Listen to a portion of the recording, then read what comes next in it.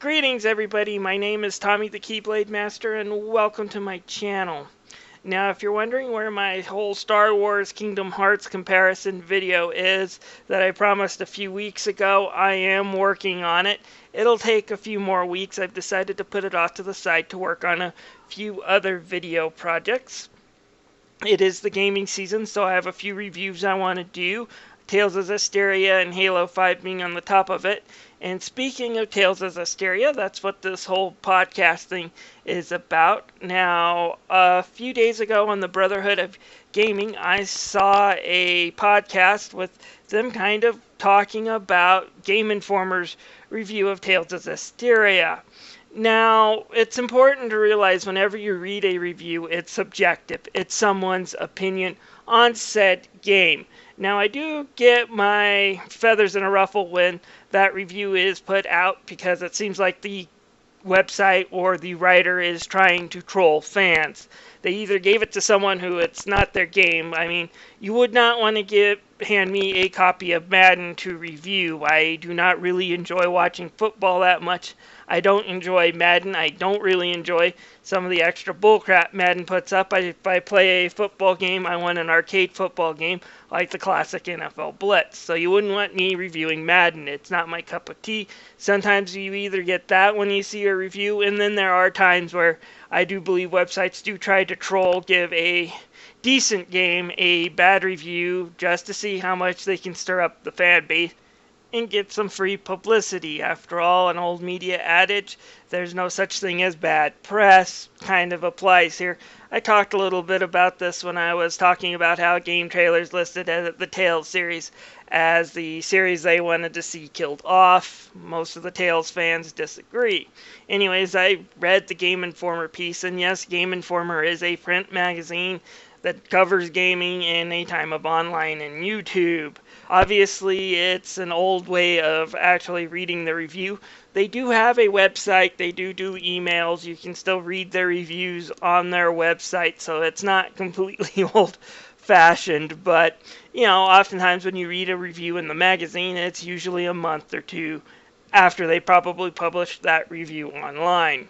Anyways, they gave Zestiria a 6.5.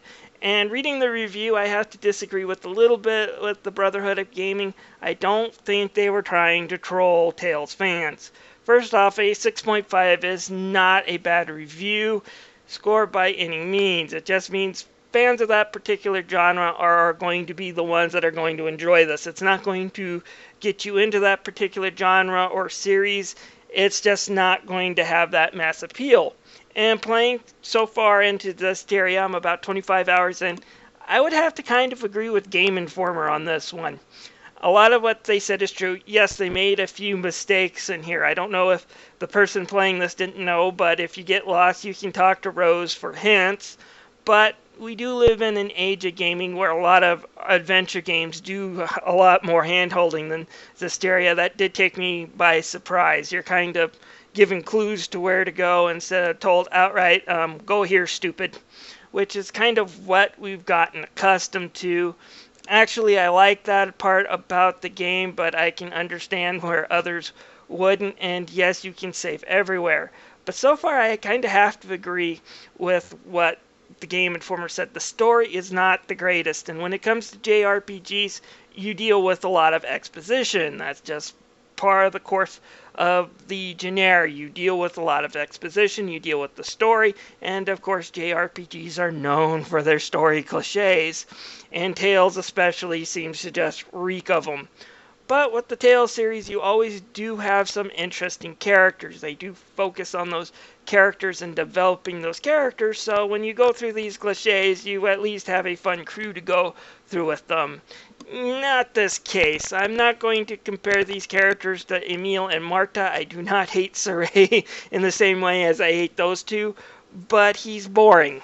I'll just say it out loud. He's boring. Lila, his little fire seraph, boring. The only ones I've liked so far are Rose and Edna, and mainly because I kind of enjoy the dry, sarcastic, kind of mean sense of humor that Edna brings, and Rose so far is the only one that actually has an outbeat personality and outgoing. She's actually the only one that's really enjoyable to watch and listen to and has a full character. Sorei's kind of always the happy-go-easy guy. Rose actually has a past. She has trouble. And she's the only one so far that's actually, like I said, enjoyable to really get into her story.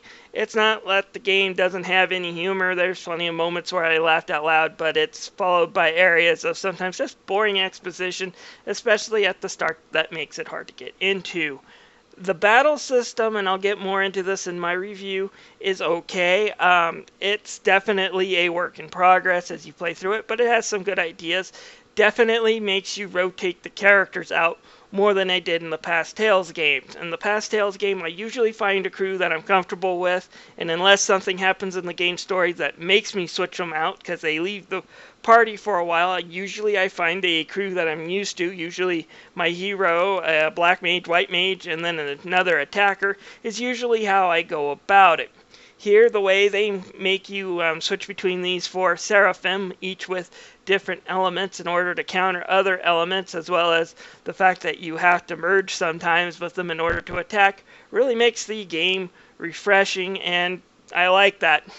Unfortunately, it takes a lot to get used to, and there's just a lot of differences. I haven't enjoyed it as much as I did with Zestiria. But the one area that is important, and I don't think Game Informer touched on it, but the Brotherhood of Gaming in their review, to be fair, did, and this is the major killer of this game, and that is the equipment process is more convoluted than Final Fantasy VIII junction system. I never would think I would saw a system more convoluted, but you have to worry about where grid pieces go and what your abilities will be and what bonuses you'll be every time you pick up a new piece of equipment.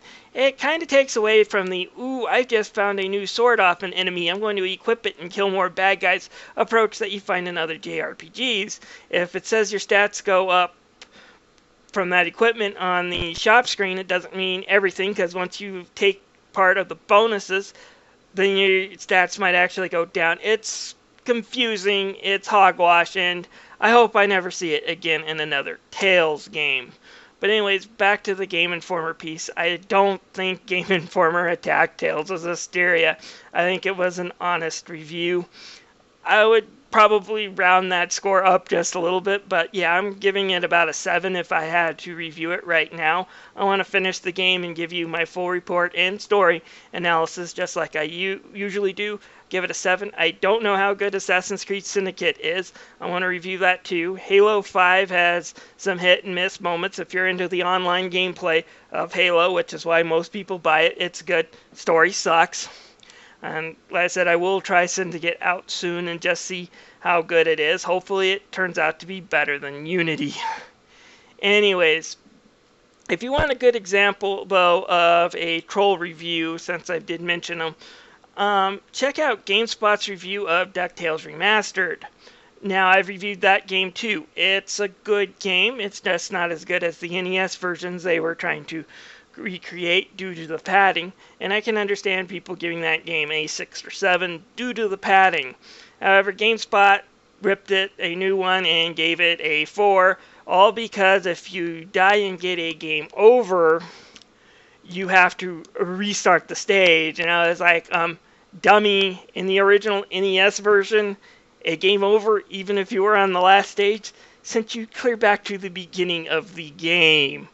Obviously, the person who was reviewing it did not know that type of genre. He was the wrong person for it, and he came in with a hatred for the game already. And when you have that, you don't get a fair review. That I do believe in. Anyways, I've done with my bloviating. Thank you for listening. This is Tommy the Keyblade Master signing out. If you have any comments, feel free to leave them down below.